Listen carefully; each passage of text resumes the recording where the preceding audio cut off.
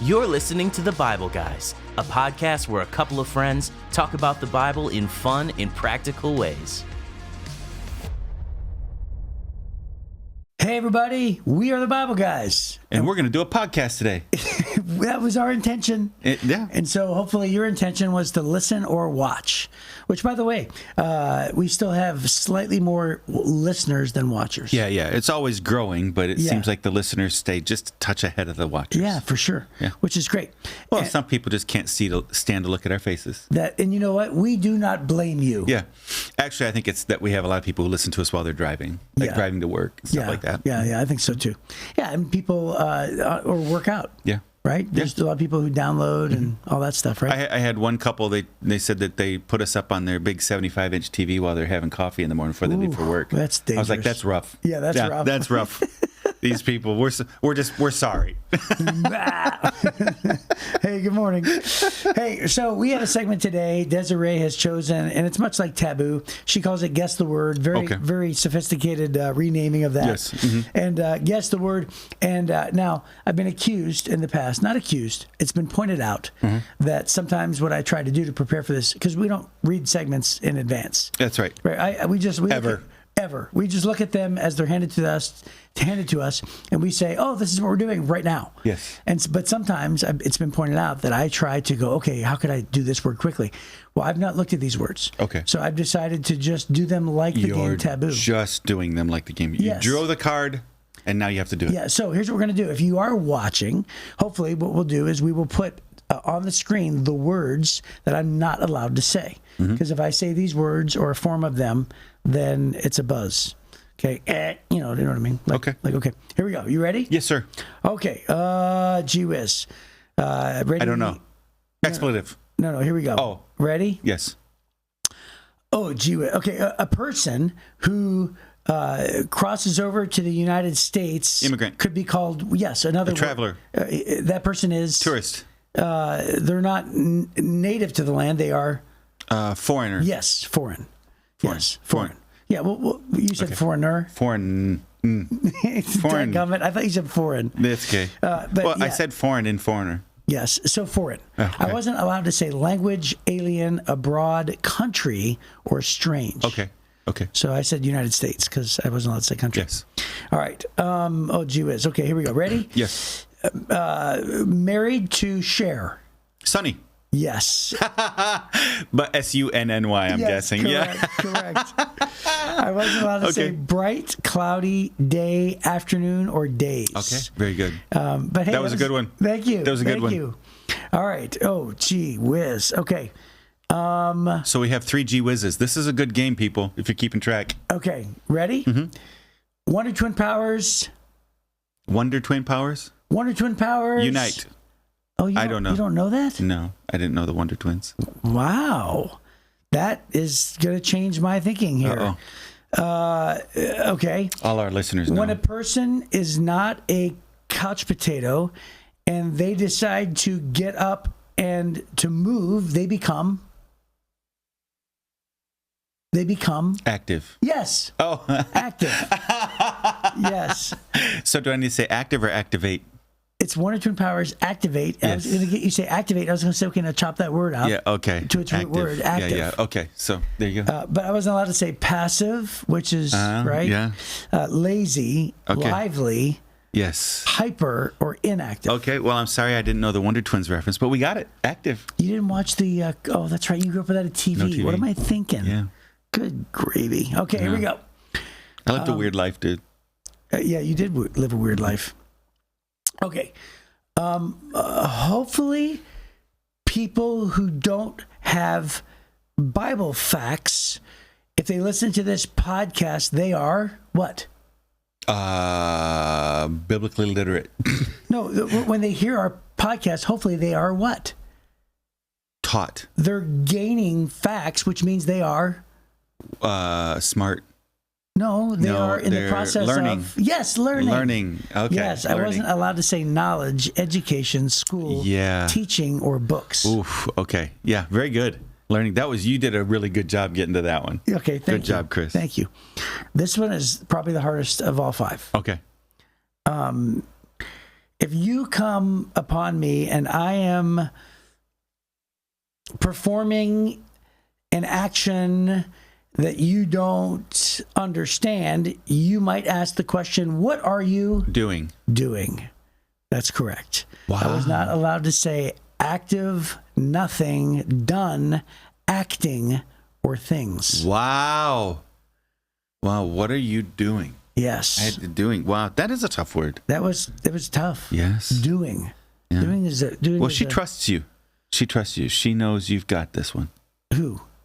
Desiree. She's the one who picked it up for us. Oh, you're saying because she gave me a hard word. Yeah, she gave you hard words. Yes. Man alive. Yes. Well, hey. Well, that's really something. I give myself 50,000 points. Yes. I get all 5. You just gave yourself 50,000 points? Yes. Okay. Well, good. Feeling confident today, Chris. Actually, I give you 49,000. Because you guessed them. Yeah. Congratulations. Yeah, but I took too long. I did the hard work. Yeah, you would have given me 50,000, but you had to deduct the lack of a reference to. Well, I didn't have any assessment of Wonder Twin Powers of Activate. You grew up with no TV. Mm-hmm. So, which is crazy, by the way. Okay. That you like read books. Yeah. So we got rid of our TV. When your dad became a Christian? Yeah, well, no. Is that equivalent it was to after. Is that equivalent to like burning the records in the 70s? Kind of, yeah. Well, we did that too, but we got rid of our TV. The last big show I can remember really paying attention to was Don't even say a black and white one. No, I think it was Rawhide. Yeah, Bonanza. Little House on the Prairie. I think it was A-Team, the first season of A-Team or something. So the first season of A-Team. Oh, yeah. A-Team. Yeah. So that was it. Then I lost the whole 80s after that. Right. So, Knight Rider. I remember Knight Rider. That was it. Okay. Well, you know what? I remember every single show of the 80s. Yeah, I have no Cosby family memories at all. Oh, wow. Well, that's probably good. Yeah, exactly. Did you ever see Between Two Ferns? No. Zach, how do you pronounce his name? Oh, Galifianakis? Galifianakis? Yeah. He was actually interviewing the guy from Mad Men. Oh. And he just totally just puts people on the spot. That's all he does, right? And he goes, Mad Men is such a hit. He goes, I hear that the Mad Men jacket is in the Hall of Fame. And he goes, yeah. And he goes, yeah, right next to the Cosby sweater. and then John, whatever his name is, just busts a gut. And he starts laughing. Yep. But yeah, it's pretty funny. There's that. At the museum. Yep. Okay, so we were laying out the rules for that game. Yes, we were. And now we're talking about how Abijah rules in Jerusalem or Judah. Ooh. No, it's great. No. I mean, our goal is bad transitions. I did 2 rules transitions there. Do you have a better one? Can you do a better one? Okay, how about this? Because it's kind of a double feature. How about this? The goal of that game was to get the right answer. And speaking of right answers, both of these kings don't have it. Neither of these kings have it. Oh yeah, neither of these kings. I said both of them. Yeah. Terrible. Okay, so we read yesterday 2 Chronicles chapter 13, and that announces that Abijah was the ruler. And then it talks about him squaring off with Jeroboam, right? Yeah, who died? Well, simultaneous with 2 Chronicles, 1 Kings is telling a lot of the same stories. Correct. It's similar to like Matthew, Mark, Luke, and John tell some of the same stories. Yeah. They tell different stories, but they tell some of the same. They corroborate on the ones that they share the same stories, but maybe they give different details, and then they also share other ones. Which, by the way, I'm sure people did not know that. Yeah, so 1 Kings 15 lines up with 2 Chronicles 13 to some extent, at least in time. Did you ever do this when you were young? Because you got saved what age? 8. I was 8 years old. You were 8 years old. Okay, I was like 16 or 15 or whatever. Mm-hmm. And I remember trying to read through the Old Testament. And when I got to 2 Kings, Chronicles, I actually thought to myself, didn't I already read this? Didn't I read it? Yeah. And I was so confused. Yeah. Because I had no idea. Like what is going on? The first time I read through the Bible, it was the same thing for me. Yeah. I was like, what? Yeah, right. And I was like, it's repeating itself. I swear to you, I've read this. Yeah. Exactly. Then you get to the Gospels, you're like, what? Yeah. Yeah. So 1 Kings chapter 15, but it gives other details too. And I think it's funny, we mentioned that we don't prep for these. This is just, we open the Bible and we talk about it, right? Correct. And we're not saying that's the way you should do it. It just happens to be how we do it. But had we gotten just a little bit ahead in our notes, we would have realized, remember when we asked yesterday, was Abijah a good guy or bad guy? Oh, yeah. Well, then I came back and read verse 3. Yeah. So it was this chapter. Oh, wait, 1 Kings 15. I thought we were doing 2 Chronicles 15. No, we're reading 1 Kings 15 because we read 2 Chronicles 13. Mine says 2 Chronicles. Oh, well, that's a totally different section. Yeah. Chris. Yeah, you were about to read. Yeah, I was reading 1 Kings 15. I was reading a different story. Yeah, no, this is 2 Chronicles 15. Well, this is good news. Remember that part we said about how we don't prep? Yes. So this is Asa then. Asa is Abijah's son. Yes. Yeah, and he winds up becoming king. He winds up being a better guy. Yeah, this is Asa's religious reform. That's right. So way better. Yes. Way better. So our transition didn't even work. Here we go. It says, Then the Spirit of God came upon Azariah, son of Obed, and he went out to meet King Asa as he was returning from the battle. Listen to me, Asa, he shouted. Listen, all you people of Judah and Benjamin. The Lord will stay with you as long as you stay with him. Whenever you seek him, you will find him. But if you abandon him, he'll abandon you. For a long time, Israel was without the true God, without a priest to teach them, and without the law to instruct them. But whenever they were in trouble and turned to the Lord, the God of Israel, and sought him out, they found him. During those dark times, it was not safe to travel. Problems troubled the people of every land. Nation fought against nation, city against city, for God was troubling them with every kind of problem. But as for you, be strong and courageous, for your work will be rewarded. When Asa heard this message from Azariah the prophet, he took courage and removed all the detestable idols from the land of Judah and Benjamin, and in the towns he captured in the hill country of Ephraim. And he repaired the altar of the Lord, which stood in front of the entry room of the Lord's temple. Then Asa called together all the people of Judah and Benjamin, along with the people of Ephraim, Manasseh, and Simeon, who had settled among them. For many from Israel had moved to Judah during Asa's reign when they saw that the Lord his God was with him. The people gathered at Jerusalem in late spring during the 15th year of Asa's reign. On that day they sacrificed to the Lord 700 cattle and 7,000 sheep and goats from the plunder they had taken in the battle. And then they entered into a covenant to seek the Lord, the God of their ancestors, with all their heart and soul. They agreed that anyone who refused to seek the Lord, the God of Israel, would be put to death, whether young or old, man or woman. They shouted out their oath of loyalty to the Lord with trumpets blaring and rams' horns sounding. All in Judah were happy about this covenant, for they had entered into it with all their heart. They earnestly sought after God, and they found him, and the Lord gave them rest from their enemies on every side. King Asa even deposed his grandmother, Maacah, from her position as queen mother because she had made an obscene Asherah pole. He cut down her obscene pole, broke it up, and burned it in the Kidron Valley. Although the pagan shrines were not removed from Israel, Asa's heart remained completely faithful throughout his life. He brought into the temple of God the silver and gold and the various items that he and his father had dedicated. So there was no more war until the 35th year of Asa's reign. Okay. Ooh. Asa is sort of an unsung hero of the Old Testament. He's a good guy. I mean, like, how come we haven't heard, some sermons about Asa? Yeah. Have you done a sermon about Asa? I have. Have you really? Yeah. I preached on it was Good Kings and Bad Kings. I did a series on Good Kings and Bad Kings. And, wow. Yeah, talked about Asa. Mm-hmm. Wow. Yeah. So this is great. I've never done a sermon on Asa. Yeah. By the way, let me go back. I wished we had read 1 Kings. Yeah, because it sets it up. So it says that Asa in 15 verse 9. It says that Asa began to rule over Judah in the 20th year of Jeroboam's reign. So so Abijah was Asa's dad. God takes him out of the picture because he has a divided loyalty between the God of Israel and the other gods, right? And he's not. So then Asa comes in and he reigns in Jerusalem for 41 years. And verse 11 says, Asa did what was pleasing in the Lord's sight as his ancestor David had done. Mm-hmm. I love that. Remember we talked about how Solomon was faithful to God early, but faded and blended. It wasn't totally committed to God. Right. Then Rehoboam comes in and fades and isn't totally committed to God. And then Abijah comes and he's not totally committed to God. Mm-hmm. But it says here that Asa does what his great-grandfather did.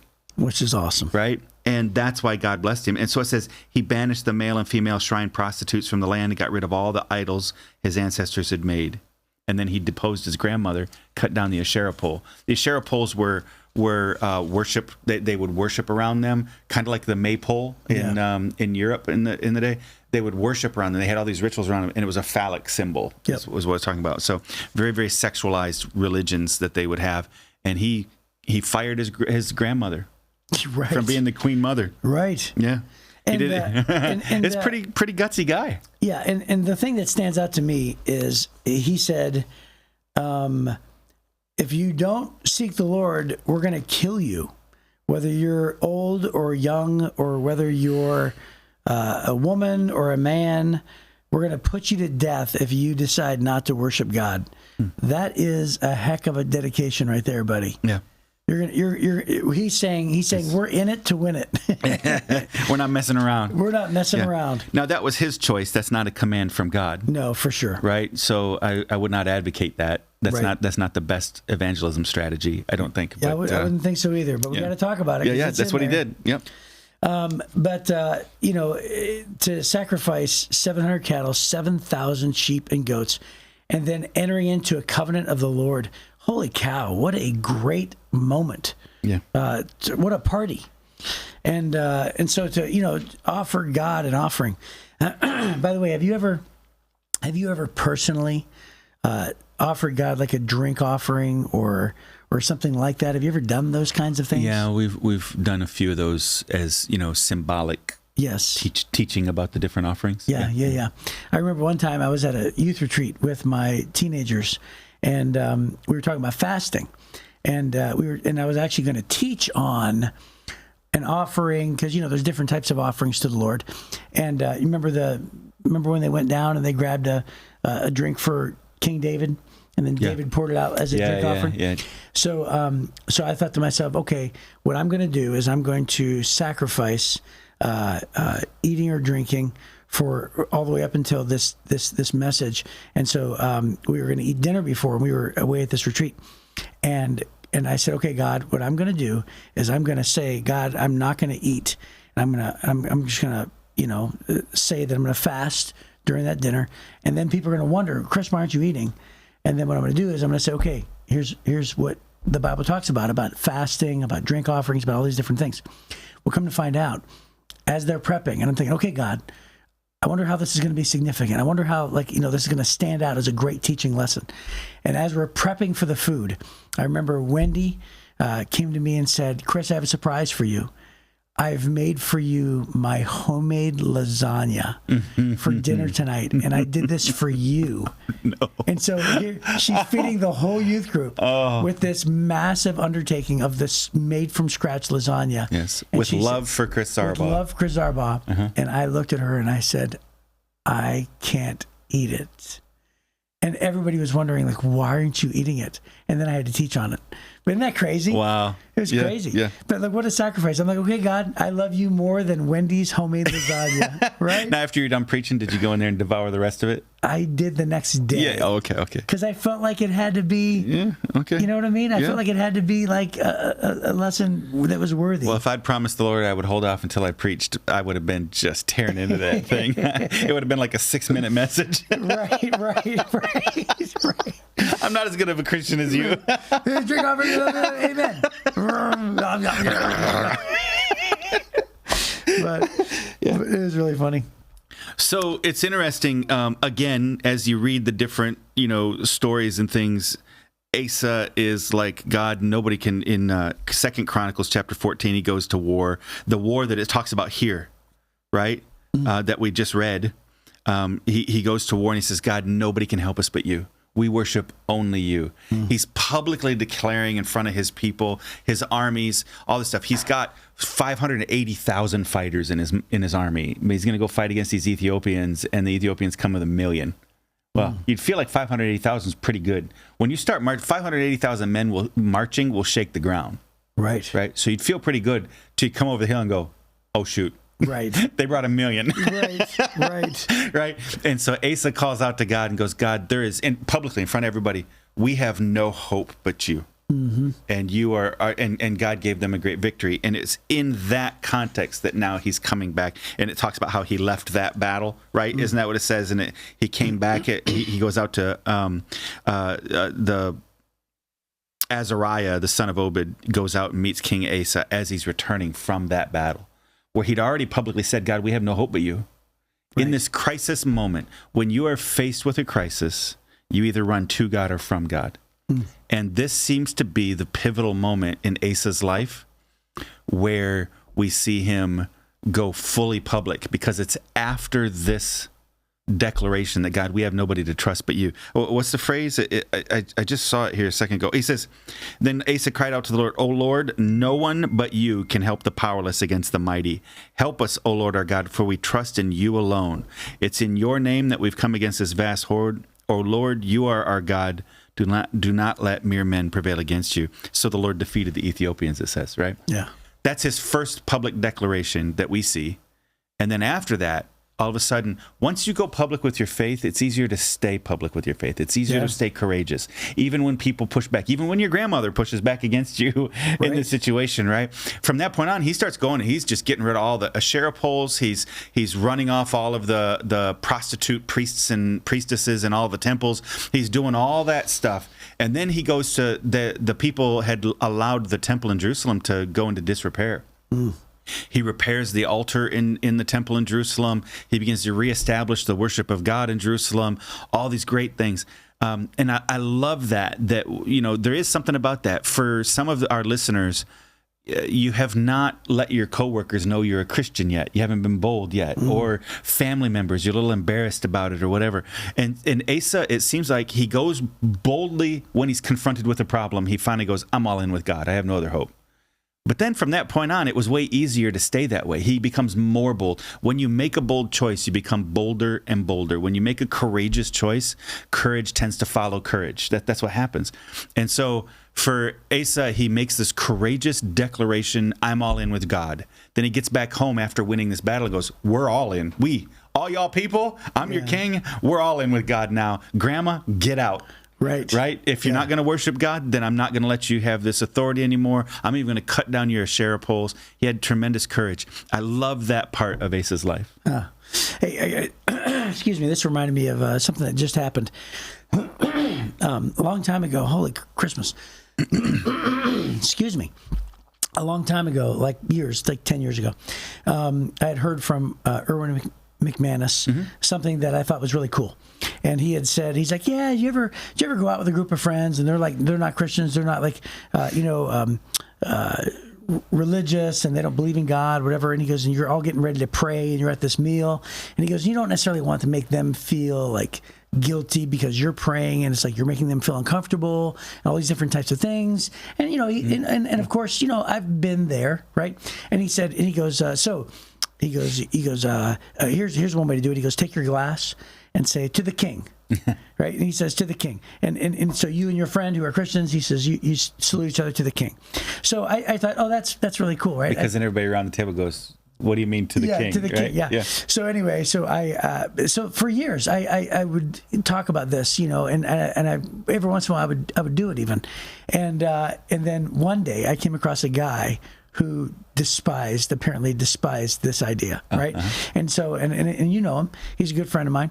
And I said to him, I said, oh yeah, God, we're in this, you know, situation where we're with a bunch of other people. And I said, to the king. And he goes, what is that?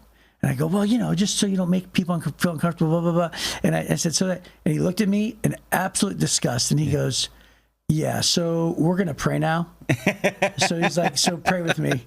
And he's like, Heavenly Father, and he prays, right? Sure. And I was like, okay. And I was like, well, there's another way to look at it, right? Yeah. There's another way to look at it. And so I thought to myself, but ever since that time, and that was probably about 3 to 4 years ago, but I just had this conversation with him because I was with him last night. Yeah. And I said, I guess we're going to go ahead and pray.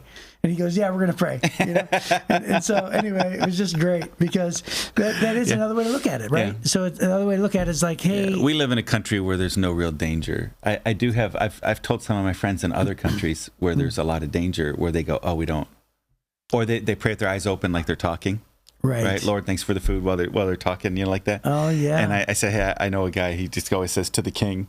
And they're like, oh, that's a good idea. So you've heard this too? Oh, yeah. Yeah, okay. Yeah. So, but here, whatever. So there is one more thing I want to point out because I told you I preached on Asa before. Yes. it says Asa's heart remained completely faithful to the Lord throughout his life, but it says, although the pagan shrines were not removed. So he goes on this, we're cleaning house. And what he did is he stopped the practices, but he didn't go all the way. He didn't quite finish the job. So during his reign, the people followed the Lord. And I just wonder what would have happened if he would have wiped out every little last vestige. You know, that he didn't quite finish it. But during this time, his heart remained completely faithful throughout his life. It's just a tremendous testimony. And did you notice the people were leaving Israel and moving into Judah because God was blessing Judah?